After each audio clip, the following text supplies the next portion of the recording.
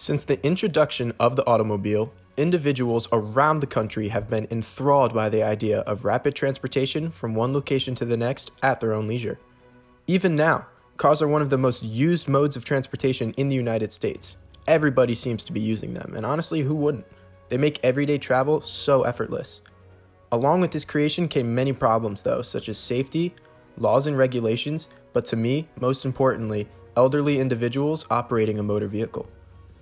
As humans embark on the journey into old age, physical and mental deterioration begin as eyesight, memory, reflexes, hearing, and more start to spiral downwards. As a result of this, many elderly drivers fail to operate a motor vehicle safely, which can lead to putting themselves or others in danger while on the road. This is a large predicament as not many solutions have been implemented to increase the safety of these older drivers and the blameless individuals who are affected. This research will provide 3 simple solutions in hopes of decreasing the amount of danger faced on the road when an older driver gets behind the wheel.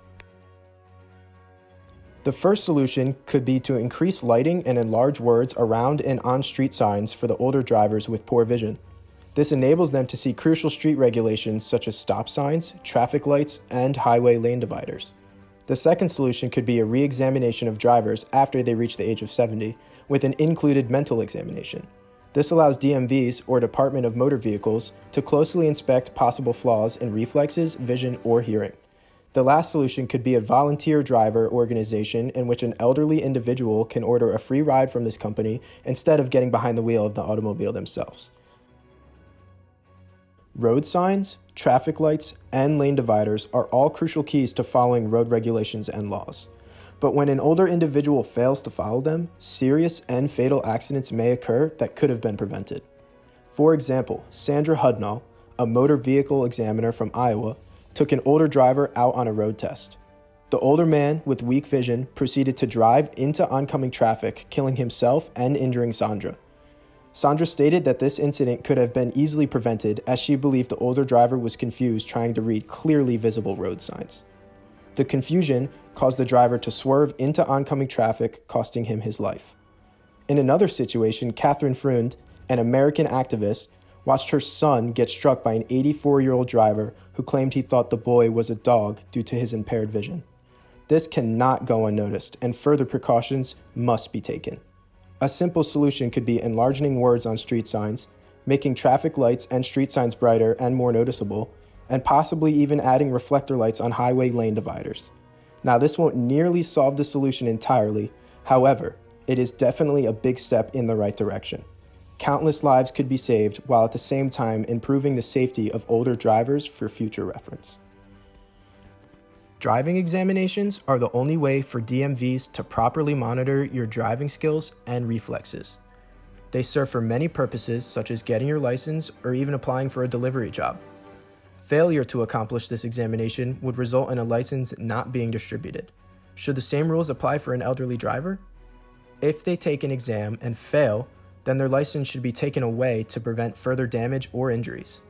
AAA Senior Driving states that 80% of people in their 70s suffer from arthritis, crippling inflammation of the joints, which makes turning, flexing, and twisting painful.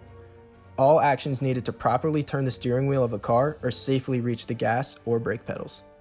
In addition to their poor driving, elderly individuals are very fragile and are a staggering 573% more likely to be killed in an accident than an adult or young driver. Whether or not they caused the accident, they still remain in a very high percentile of being badly injured or even killed. The re-examination would be a simple process. Once an individual turns 70, they should report to the DMV for a re-examination of their driving skills. A written test will be graded, a driving test, and a new mental test should be added to test their reflexes. If they pass these tests, then they should be able to keep driving with an occasional checkup. But if they fail, then they should have their license taken away and be provided with an alternative mode of transportation. The creation of Uber, a multi-billion-dollar ride-hailing company, was a breakthrough in the evolution of everyday transportation. Just order an Uber with a small fee included, and a random stranger will come pick you up, taking you to any destination you may desire. Could the same idea be replicated into a volunteer-based driving company for elderly drivers? If the second solution of a re-examination were to take place, then there would definitely be a few older individuals who will have their license revoked. However, most of the time, these people still have places to go and people to see, but no license to drive themselves. This is where the idea of a volunteer driver offering their services and licensed self to take these individuals wherever they may need to go. This service should be free of real currency and follow a point delivery system. For further explanation, if an older citizen were to hand in their license and sell their car, they should receive a large amount of points which can be used to order rides. The more rides you take, the more points you will receive, allowing this to be a currency-free solution, as not everyone has savings or money to squander on a task as simple as a ride. The drivers would not be paid either, as they would be college students trying to earn credits or service hours towards their academic career.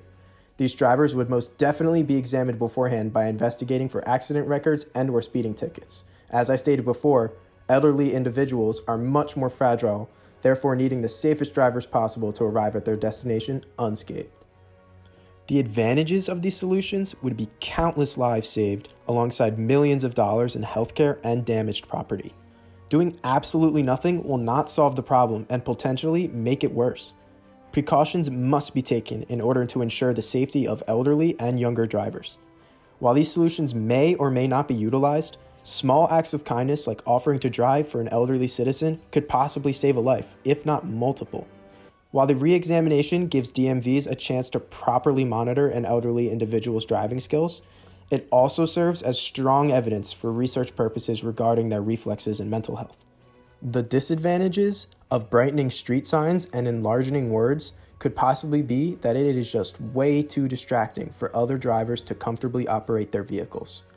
Bright and illuminating lights could interfere with a driver's vision, leading to a possible car accident. With re-examinations, many individuals will refuse to give up their license and their cars and proceed to drive anyway. With the limited precautions in place to increase their safety, they run the risk of potentially causing great harm to themselves or others. The disadvantage for a ride-hailing company would be that it's non-profit, meaning nobody would be making money off it, which in turn would be difficult to get people involved initially. But the benefits of pursuing these solutions in effort to save lives should outweigh the need for personal gain. As previously stated, humans naturally reach a certain point in life where they will sadly be considered old or elderly. Around this time, many physical and mental attributes will begin to decay, such as eyesight, memory, reflexes, hearing, and more. As a result, the ability to operate a motor vehicle safely has been expunged, putting the lives of themselves and others in danger. We, as drivers, should bring attention to this problem before more innocent lives are taken due to a preventable accident. First, by being aware of other drivers on the street and drive more cautiously. Second, by offering a ride to an elderly relative of yours if they have somewhere they wish to go. And third, report to the police if you notice an older driver having difficulties operating their vehicle. Sometimes problems aren't fixed by big steps, but by the little ones we as concerned commuters take each and every day.